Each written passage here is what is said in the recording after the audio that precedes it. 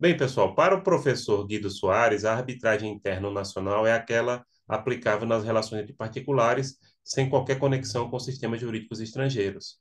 Já a arbitragem internacional, impropriamente dita internacional, seria aquela na qual se utilizará a lei estrangeira. Aqui tem algumas coisas interessantes. Então, por exemplo, uma arbitragem nacional, duas empresas do Brasil utilizando o direito brasileiro. A arbitragem internacional, que ele colocou corretamente, não seria internacional, que para ser internacional teria que usar normas internacionais, ou seja, decorrente de tratados internacionais que são vigentes em várias partes. Geralmente se usa uma lei estrangeira. Mas, por exemplo, eu consideraria que é uma arbitragem totalmente internacional, a feita pela Câmara de Comércio Internacional, já que as normas delas não são de nenhum país, mas sim da própria Câmara de Comércio Internacional, que é uma ONG que atua na área de comércio exterior e que reúne empresas do mundo inteiro, né? A arbitragem ad hoc, como define Carlos Alberto Carmona, será considerada arbitragem sempre que o tribunal arbitral for constituído exclusivamente para resolver controvérsia sem o concurso de uma instituição administrativa. O termo ad hoc tem a sua natureza do latim e significa para isto, ou seja, para determinado ato. A arbitragem ad hoc, você escolhe uma pessoa que não faz parte de uma câmara de mediação e arbitragem e tal, é um profissional ou é um grupo de profissionais, pode ser mais de um árbitro, tá? E aí não tem nenhuma, ela não é vinculada a nenhuma instituição. Pode ser um especialista daquela área de forma particular, então ele não faz parte de uma instituição, então ele é árbitro para aquele fim.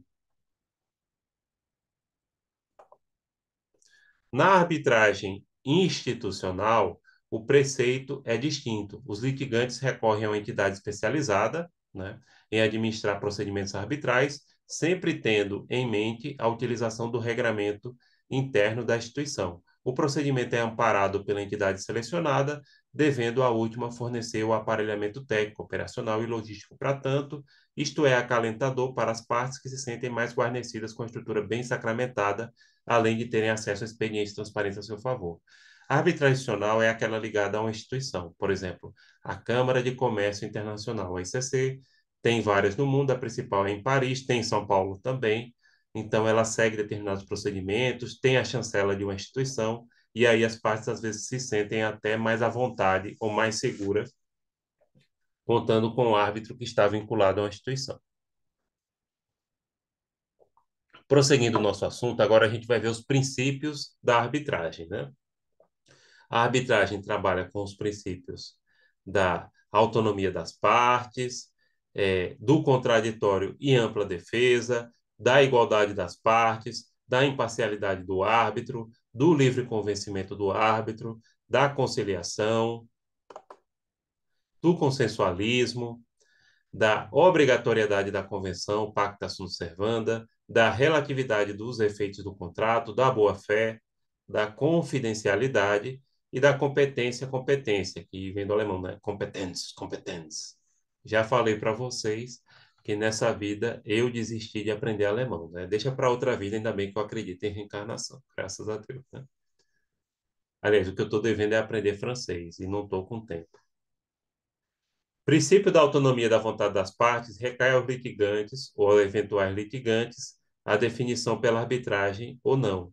Isso impõe profunda diferença quando comparado o instituto ao processo judicial. No último, as partes, quando invocadas para se defender, não podem simplesmente se furtar a comparecer ou apresentar a defesa de outra forma, sob pena de revelia. Aqui, a autonomia da vontade significa que as partes escolhem utilizar a arbitragem para resolver conflitos, não são obrigadas. Por quê?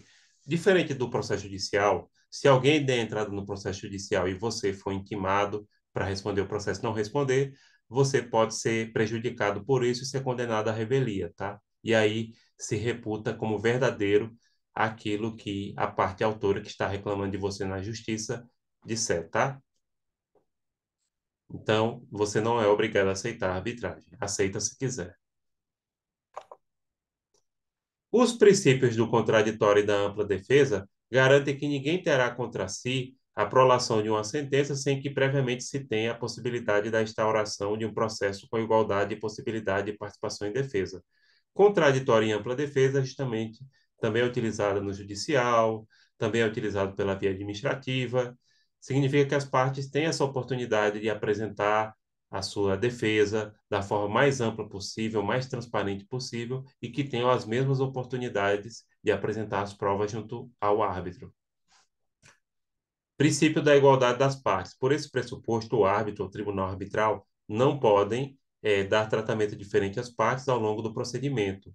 Perquire-se, então, a igualdade dos litigantes, sendo certo que, na hipótese da presença de enquadramento diferente desse, a possibilidade de nulidade, do laudo arbitral.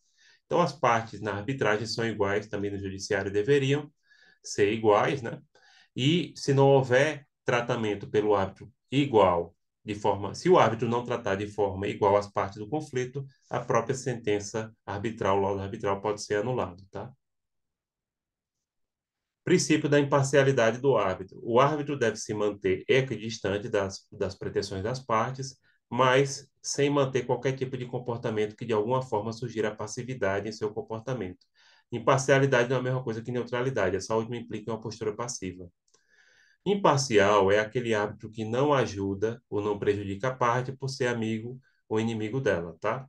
Árbitro devem ser imparciais, não necessariamente neutro. Neutro é aquilo que não tem opinião, tá? Por isso que ele é passivo. Então, é neutro, como eu já falei aqui. Qual é o time de Pernambuco que você torce? Sou neutro. Nenhum, para mim, nenhum, tá bom. Bem, pessoal, aqui encerramos